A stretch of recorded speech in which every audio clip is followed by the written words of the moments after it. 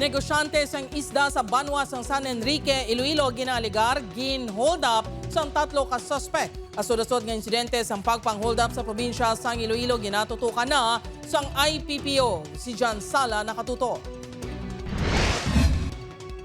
Pauli na ko tani sa banwa sang San Enrique, Iloilo, halin sila pwesto sa barangay Manit sa Pasig City ang negosyante sang isda nga si Angeline Pabilona sakay sa tricycle po ng duwa sini ka mga helper.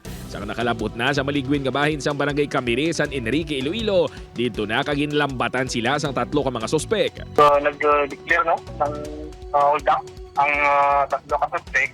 Ginatutukan nitang alleged short firearms kag binangon ang atong biktima. Ginkuha sa mga sospek ang belt bag sang biktima nga may unod nga 159,000 pesos nga kwarta.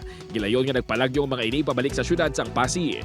Posible suno sa kapulisan nga mga trabahante sang biktima sa likod sang ginaligar ang pagpang-hold up o kung posible nga may nakahibalo nga may dala nga kwarta ang biktima.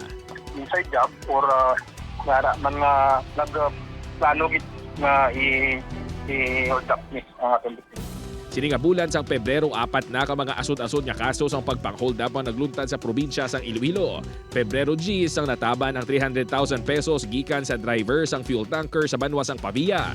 Pebrero 11 naman sang nabiktima sa ginaligar 2 ka hold-upper ang manugbaligya sang herbal product sa banwa sang Santa Barbara. Kagkahapon Pebrero 18 sang kin-hold up sang 2 ka mga lalaki ang nagapautang nga India National sa Barotac Viejo. Apang nadakpan ang isa sa mga sospek na nakuhaan pa sang pusil kag suspected shabu.